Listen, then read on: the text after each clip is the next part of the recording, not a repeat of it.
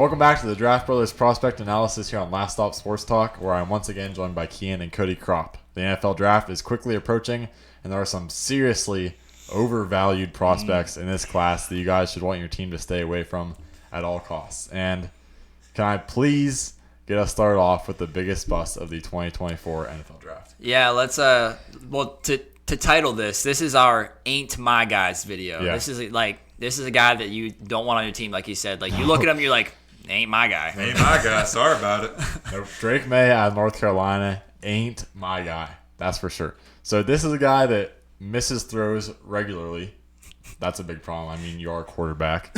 He doesn't look like a natural runner. He runs very straight up. Tries to play hero ball too much, which sometimes worked out for him with Devontae Walker, but it most likely won't. It most likely will fail more often than not. He doesn't like to dink and dunk, always going for the big play, which is a big problem because Tom Brady, greatest quarterback of all time, he was known for dinking and dunking. Patrick Mahomes just did it all this year. Yeah, threw behind the line of scrimmage every time. Yep. He has a long and slow throwing motion, and it's ugly. Like when he's staring the guy down, he's like leaning back a little bit. He has this shoulder pelvic tilt thing. And then he takes forever to load up and finally huck that thing. And when he does huck it, it turns out not even being accurate most times. He tries to force the ball into windows that aren't there. He looks uncomfortable in the pocket, dancing around and creating his own pressure at times. He's raw. He definitely needs coaching. Inconsistent. Telegraphs his throws, like how I was saying. He stares down at his receiver, moves off his reads quickly, and he's terrible under pressure, and PFF shows that as well. And he is definitely not worth the top 3 draft capital on a chance, not even worth the first round on a chance. First round, wow. If you want to take a chance on someone, you're better off going with a guy like Spencer Rattler or Joe Milton. Oh, wow. If you watch, he gets comped to Josh Allen all the time. And if you go back and watch Josh Allen's college highlights, Josh Allen is way more impressive than this guy was in college. And he showed way more potential. Drake May doesn't show much to be excited about, in my opinion. And I think he's going to turn out just like Josh Rosen and Sam Darnold. He's not going to be as good as Sam Darnold. He might be a solid quarterback in the Canadian Football League one day. Not even the UFL? Nope, he can't make it that high. Yeah. Even Matt Corral's in the UFL. Yeah, he's not gonna as good as outplay Matt him. Corral. Matt Corral's going to outplay him. Yeah, but the sad part about this is he is 6'4" and has great size, so he's going to get a lot of chances. Yeah. Especially when he goes second or third overall. But it's just not going to work out, and he's going to drag down an organization, unfortunately, and hopefully it's not one that you like. Jesus, sorry. As you can see, this is going to be a very negative episode. Yeah, watch your shins, everybody. Yeah, Daniel Jones, but less athletic, and he's a raw quarterback who is capable, and he does have some tools, but he needs to go to a good team that can progress him and teach him. And don't get me wrong, he is a top prospect in this draft. He peaked out at the number 1 overall prospect in this draft, and teams often have him ranked as the second or third quarterback, sometimes as the first quarterback over Caleb Williams. So there is talent here. It's just everyone believes their own thing, and I believe that he will be a bust and Jane Daniels will be good. So to each their own, but he is my biggest bust of the 2024 NFL Draft.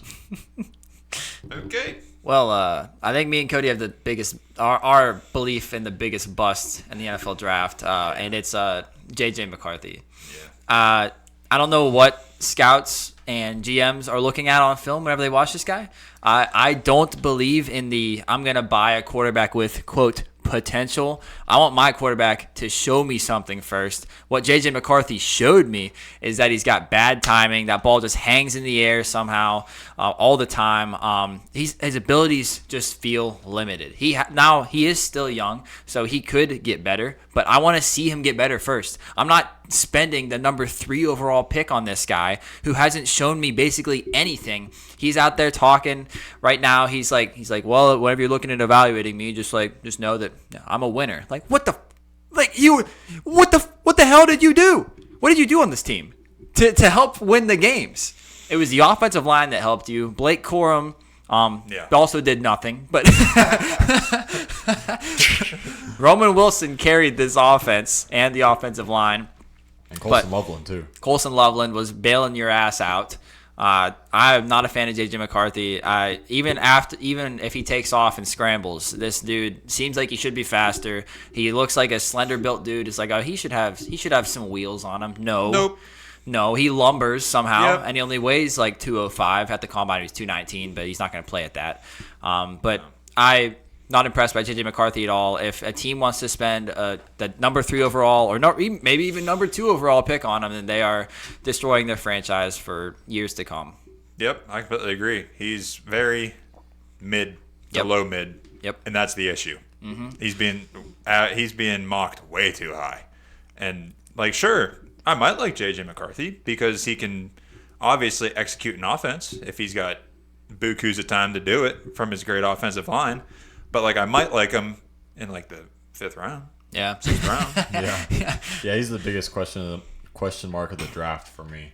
Yeah, he's gonna have to go into a perfect setup, which is not gonna happen. Yeah, at the top of I the just draft. don't think he's a game changer. Like, No, he's not. He's got nothing. Yeah. He can't change the game himself. When you're drafting a quarterback in the first half of the first round, maybe even the whole first round, you need that guy to be a playmaker and a game changer on your team. And I don't think he has this in him. Nope. No. Completely agree. You guys can keep talking about Michigan here and head into running backs.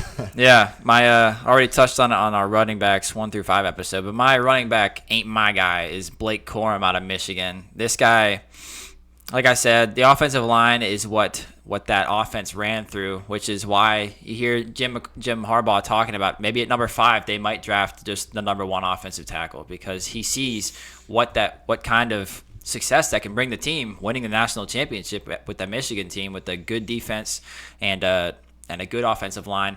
Blake Corum, this guy, whenever you watch him, he's not quick. He's not fast. Yeah, he's got pretty good acceleration to get up to that top speed, but that top speed is nothing to write home about. This guy's not flashy. He's not really a tackle breaker. Yeah, he's got a low center of gravity, but most of the time he's not going to try to make defenders miss. He just kind of tucks his head down, covers that ball, and just pushes into the contact until he's taken down. He's basically just kind of leaning into him and then just falling.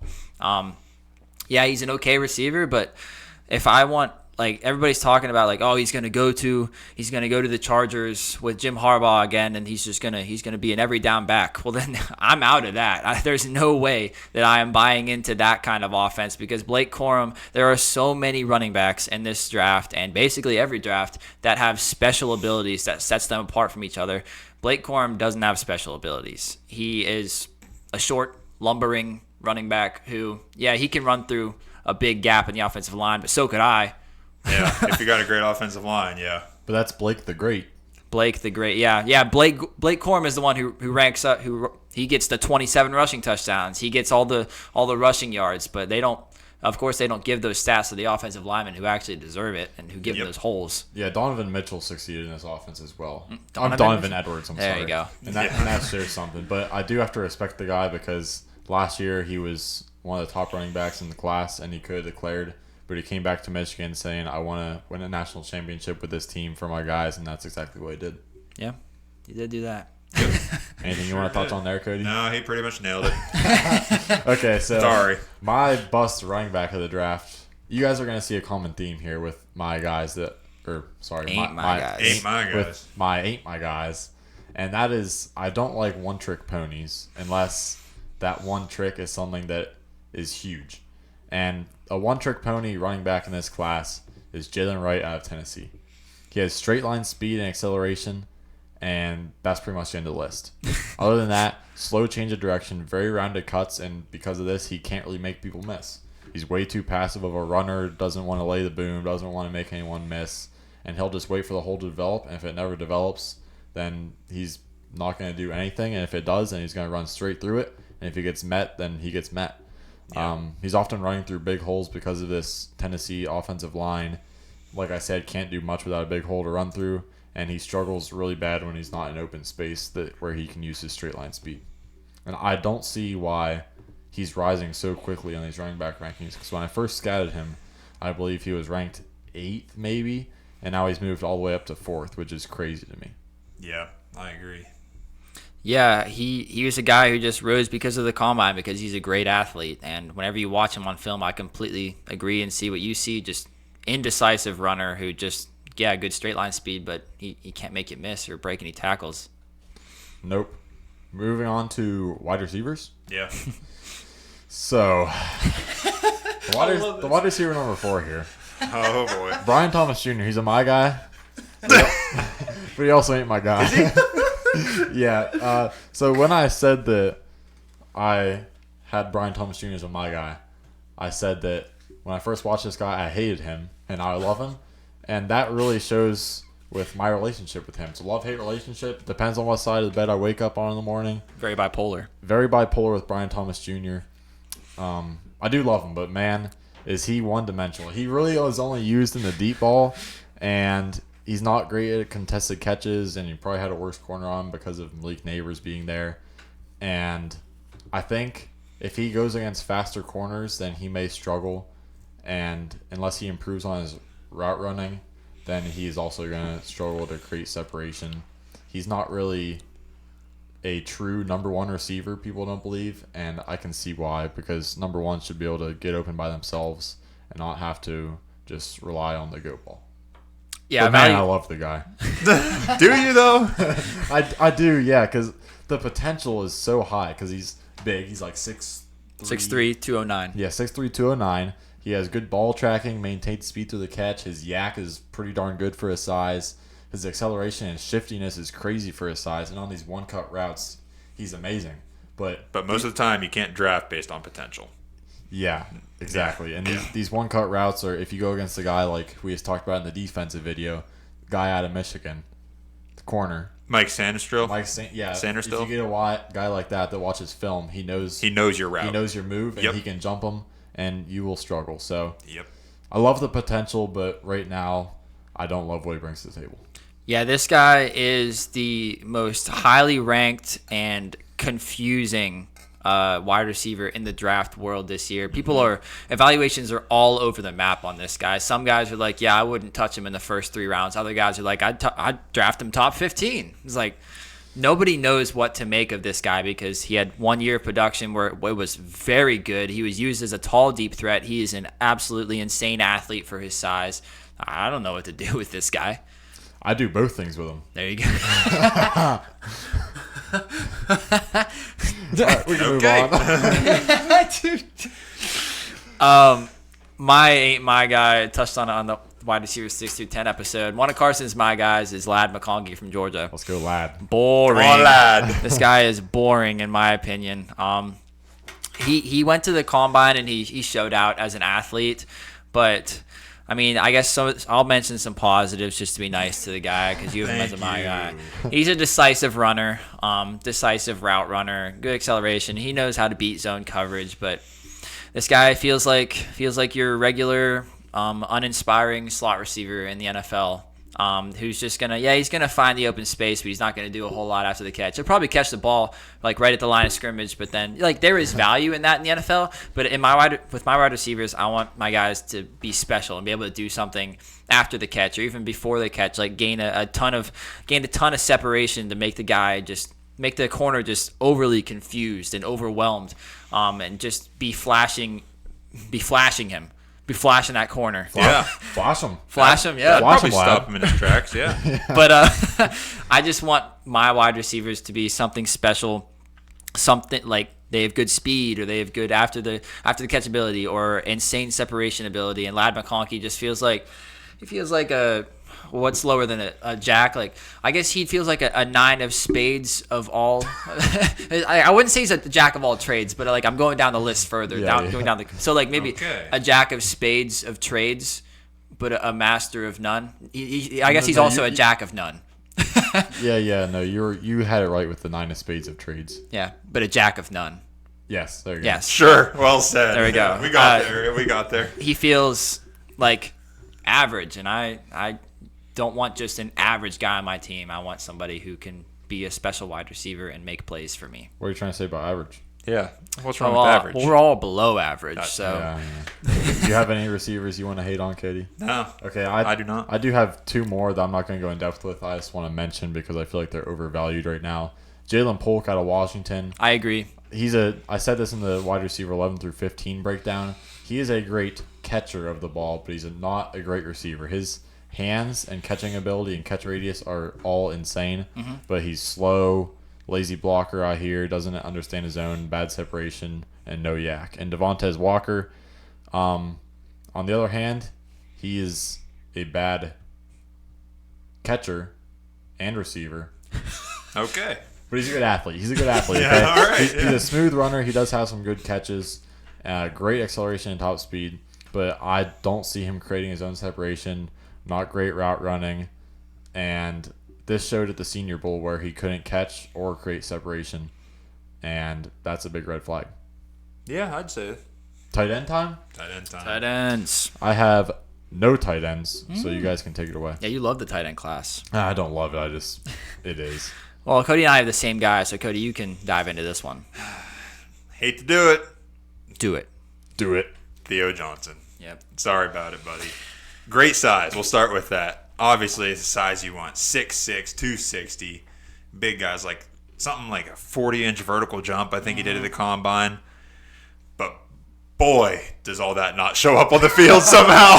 So I don't know. I know your situation is not great with the quarterback, but man, it's just over your tenure at Penn State, I gotta appreciate it. But over your tenure there, it's just not been great production at all. When you think like you should be a great short target for the quarterback that's not so great. You know, you should be like, sure, he had a good touchdown to catch ratio. He had like 7 touchdowns last year, but he only had like 34 catches. I think there's a reason because he's not getting open. Yeah, exactly. He's not fast. He can't get open, or if he does get open, it's like he misses the window. Like he runs right through that open window. Like he should sit and settle. He's got no feel. But he doesn't. No feel for zone coverage. He's like my golf ball after I bladed over the back of the green. I'm yelling at it to sit. Yeah, and it won't sit. Just keeps going. Yeah. And he just keeps rolling. So, I don't know. It's just, he's good with contested catches, I guess. But that's just because he's huge. But I don't know. He's just, part of the reason why I don't like him as an ain't my guy, or I like him as an ain't my guy, is just because of where he's at value-wise in the draft. Like too high. Like ranked like 4th tight end or something right now. Ridiculous. It's too high. He hasn't shown enough potential. He hasn't shown enough NFL potential to be ranked that high.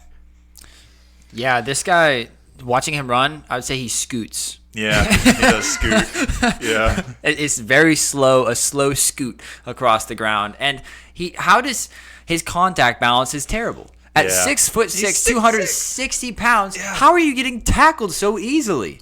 How? Well, center of gravity is pretty high. I guess so. But still, you're a mammoth out there. It's hard to find tight ends this size anymore. Like this is like Rob Gronkowski size. They don't like him like they used to. You're right. And Brock Bowers is out here looking like a regular guy out like you would see at the store, and he's out there just breaking tackles left and right, and Shopping you can't for break a groceries single with one. his kids. Yeah, he's shopping for groceries with his kids, stiff arming people. Yeah. But Theo Johnson, he can't break anything. Yeah. This guy couldn't break a pencil. Yeah. You're 100% right. Sorry, Theo. And the reason I don't want to declare him a ain't my guy is because I do think he has value as a blocker and in 12 personnel sets to a team that would run that a lot, like maybe the Chargers, like kind of like how the Chargers used Donald Parham. Yeah. But the biggest thing that I don't like about him is when's the last time you saw a big tight end like this really thrive in the NFL? Gronk was because of Tom Brady. The only one I can really think of is Gronk had some yak ability too. yeah, exactly. This guy doesn't. Maybe Jimmy like, Graham was pretty big, yeah, but he wasn't like He had explosive speed, or though. anything. He Yeah, had he was speed. faster than Theo. yeah, exactly. So it's a bad combination for a receiving tight end, and yeah, I don't know why he's so high. I don't know either. Beats me. People get excited about the size. You guys, They always want the damn big right size, they but do, they look past the little guys, right? they can never have it. You guys done with tight ends? Yep. Yeah. On to edges. Edges. So, do you guys have any edges? I do not. I do not either. Okay, well, I have 1.5, and I'll start with the half, who is also almost a my guy. Okay. You're so bipolar about these guys. That is Chop Robinson. Because, once again, he's a one-trick pony, and I either see Chop Robinson being great or terrible. There's no in between. I think he's all or nothing, and if he's great, he's great. But if he's terrible, I think these tackles that are longer and stronger in the NFL are going to be able to get him off his Off his route. Off his path. Yeah. They can get him off, Yeah, they can get him they off. can get him off, and then if that happens, he's going to struggle mightily, and teams won't value him because he doesn't provide much in the run. But I can definitely see why he could be great. You said he's just a half, right? Yeah. All right. I mean, Yeah, half of both. yeah. And my How's that fence feel? This in it your is ass very right now? far up my butt right now. yeah. Oh wait, before you move on from that, you were going to move on from Chop Robinson. Okay, I just wanted to say he was almost an ain't my guy, because he is that one trick pony that I agree with you that you said. But I feel that he is just so talented with that speed and quickness and acceleration that I feel like there is a place for him. He's not going to be an every down player, but I think he can be a speed rusher. Yep, Like, that's why he is a my guy for me. There you go. He's got enough talent and physicalness, and he's an alien out there that I think he can refine in all those other areas. But I get it. Yeah, and now my full ain't my guy for the edges is the 5th ranked edge this season, Darius Robinson out of Missouri. This is a guy that has a great sized frame, and he's very long, has power. But my biggest knock against him is he's not a great athlete. Not really a great athlete, pissing out your leg, you know. He doesn't have great get off. Not great change of direction. He just seems slow. And now this is the biggest thing. Very, very stiff. yeah. My goodness, is he stiff. He looks like me running to the bathroom when I wake up in a panic at 2 a.m. You would think that's a good thing too. Very stiff, but yeah, not this time. No, this time. He's like limber and looks like he's, you know that what I'm talking about. He's Wake got up- no bend. Yeah, That's what wake you're up talking and you're about. stiff. I Yeah. mean, even him running. Yeah. I get you. And even if he does get past the tackles, he's slow. So I think by the time he gets to the quarterback, they're already gonna be out of the pocket. They're gonna sense him coming.